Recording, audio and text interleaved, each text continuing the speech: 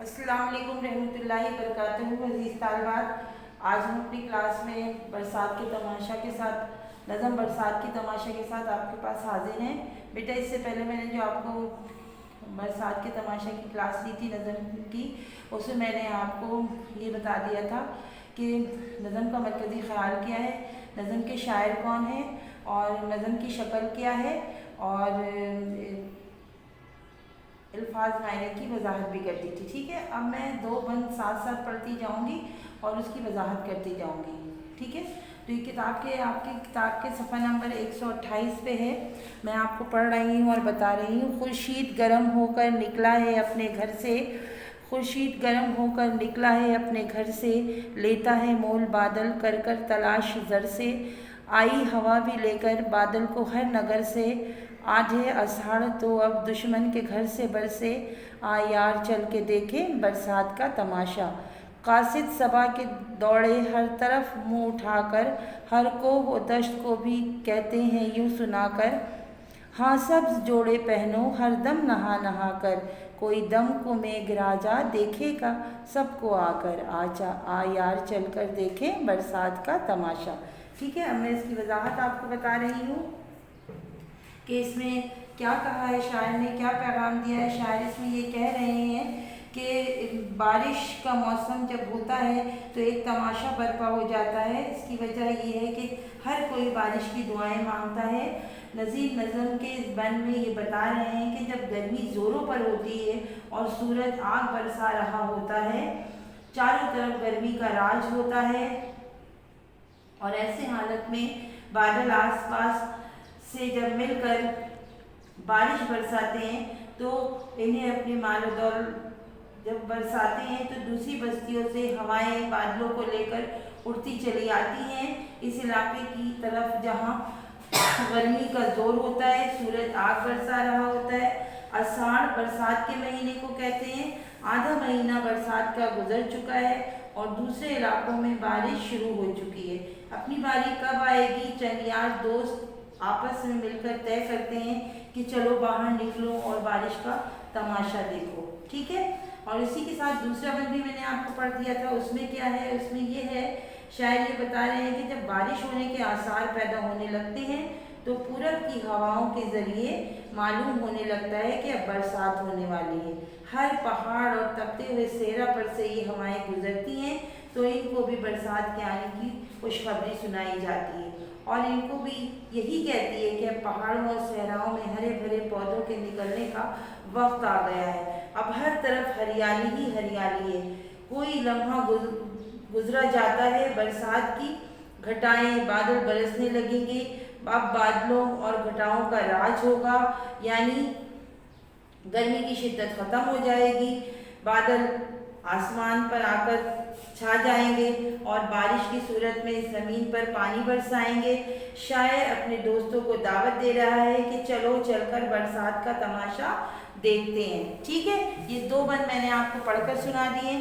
तीसरा बंद मैं आपको पढ़ रही हूँ और वो उसकी वजाहत करूँगी। जब ये नवीद पहुँची सहरा में एक बारी, होने लगी वहाँ फिर बरसात की तैयारी, चश्मों में कोह के भी हुई सबकी इंतज़ारी, मौसम के जानवर भी आते हैं बारी बारी, आ यार चल के देखें बरसात का तमाशा। ठीक है, और इसमें बेटा शायर क्या बता रहा है, इसमें शायर हमें ये पैगाम दे रहे हैं कि बारिश से पहले जब ये खुशखबरी एक बार सहराओं बयाबानों में पहुंच जाती है तो हर कोई बारिश के आने की तैयारी में लग जाता है। पहाड़ों पर जो सूखे चश्मे पड़े होते हैं वो भी बरसात का इंतजार करने लगते हैं। बारिश, हवा और हमारे चश्मे में मीठे पानी से उबलने लगेंगे ताकि बारिश का पानी जो है वो चश्मों में जमा हो जाएगा और उसका खुश्क जो है वो उसकी खुश्की दूर हो जाएगी और ज़मीन के बाहर आकर पानी की कमी को पूरा कर देंगे। इस तरह बरसात के मौसम के जानवर परिंदे जो दूर के देशों में रहते हैं बारिश के मौसम का मज़ा लेंगे, यहाँ आने लगेंगे, इनकी बारी लग जाएगी और एक के बाद एक जानवर और परिंदा बारिश के तमाशे में हिस्सा लेने चला आएगा। तो शायर कह रहा है कि चलो हम भी मिलकर बरसात का तमाशा देखते हैं। ठीक है, अब चौथा बंद है। चौथा बंद मैं पढ़ रही है। सावन के बादलों में फिर आ घटा जो छाई, बिजली ने अपनी सूरत फिर आन कर दिखाई। हो मस्त गर्जा कोयल की कूक आई, बदली ने क्या मज़े की रिमझिम झड़ी लगाई। आ यार चल के देखें बरसात का तमाशा। ठीक है, इसमें इसकी तशरीह बिल्कुल पहले बन की तरह है कि जब सावन का महीना आता है, बारिश शुरू होने लगती है, तो पहले बादलों की काली काली घटाएं जमा हो जाती हैं, बादलों के टुकड़े में बिजली चमकने लगती है, बादल गरजने लगते हैं, काले काले बादल जमा हो जाते हैं, वहाँ बिजली का चमकना ज़रूरी हो जाता है। ऐसा लगता है बादल मस्ती में आकर गरज और चमक रहे हैं। बिजली की चमक, बादलों की धमक अजीब नज़ारा पेश करते हैं। एक मौसम बदल जाता है, तपती हुई धूप बादलों के साए में बदल जाती है, मौसम गर्मी से बरसात में बदल जाता है। इसी बदली का तो इंतज़ार होता है। बारिश पहले बूंदों की शक्ल में और फिर मौसलाधार बारिश की शक्ल में बदल जाती है। इस मरहले पर शायर अपने दोस्तों को दावत देते हुए कह रहा है कि चलो और मिलकर चलते हैं और देखते हैं बरसात के तमाशे को। ठीक है, अब पांचवा और छठा बन मैं आपको इकट्ठे पढ़ूंगी, पढ़ने के बाद फिर इसकी वजाहत कर दूंगी।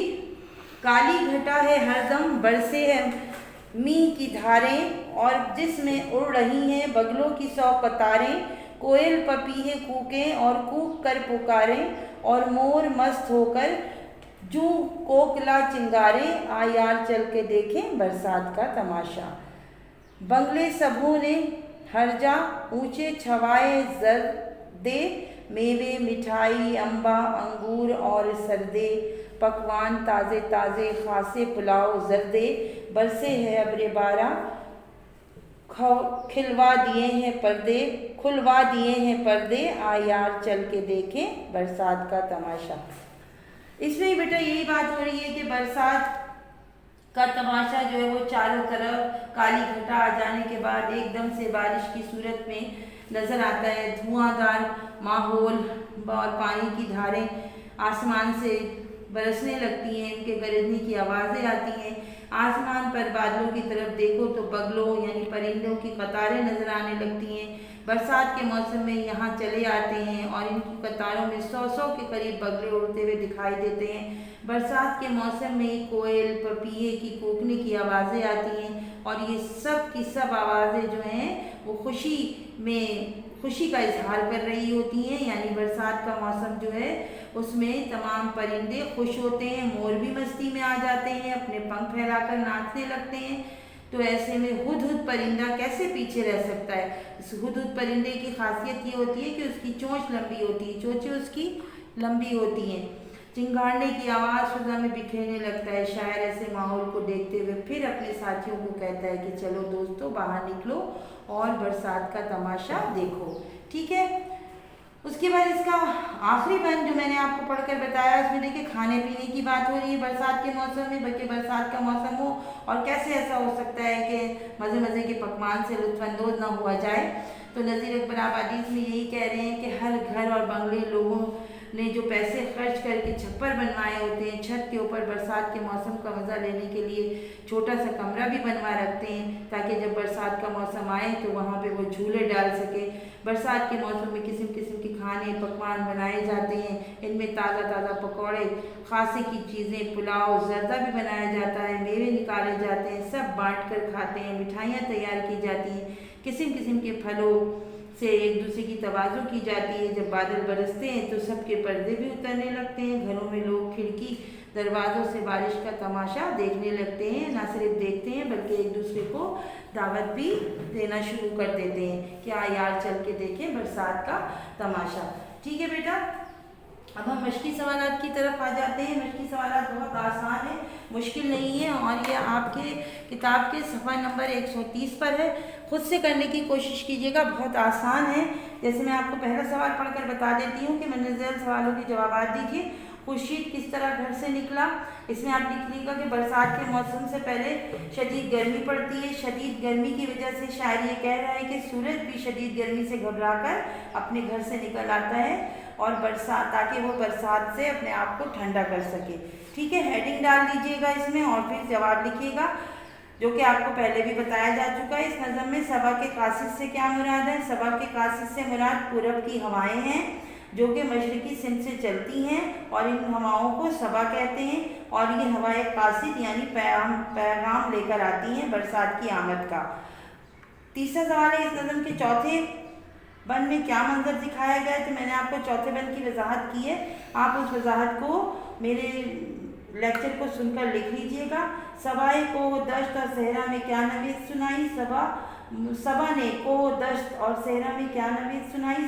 صبا یعنی ہوا مشرقی سمت سے چلنے والی ہواؤں کو کہتے ہیں، یہ برسات سے پہلے چلتی ہے اور پہاڑوں صحراؤں میں خوشخبری دیتی ہے کہ برسات کے موسم کی آمد ہے۔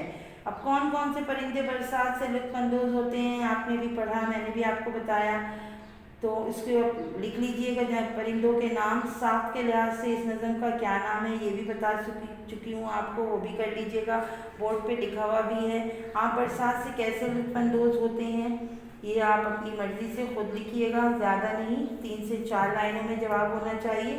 اس کے علاوہ درج ذیل جوابات میں صحیح اور درست کے نشانات لگائیں، وہ بھی کر لیجئے گا۔ اور حصہ بے، ایک سوال اور ہے بیٹا کہ الف اور بے کے الفاظ جوڑیے، یہ خود سے کیجئے گا، خالی جگہ بھی ہے سوال نمبر 5 میں، اور نظم ہے، ٹھیک ہے۔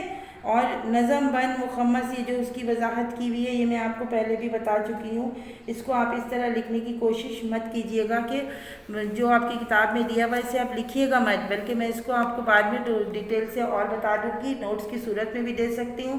تو یہاں پہ ہماری نظم برسات کے تماشا کی مکمل تدریس جو ہوتی ہے وہ ختم ہوتی ہے۔ انشاءاللہ تعالیٰ پھر اگلی کلاس میں ہم حاضر ہوں گے، ٹھیک ہے۔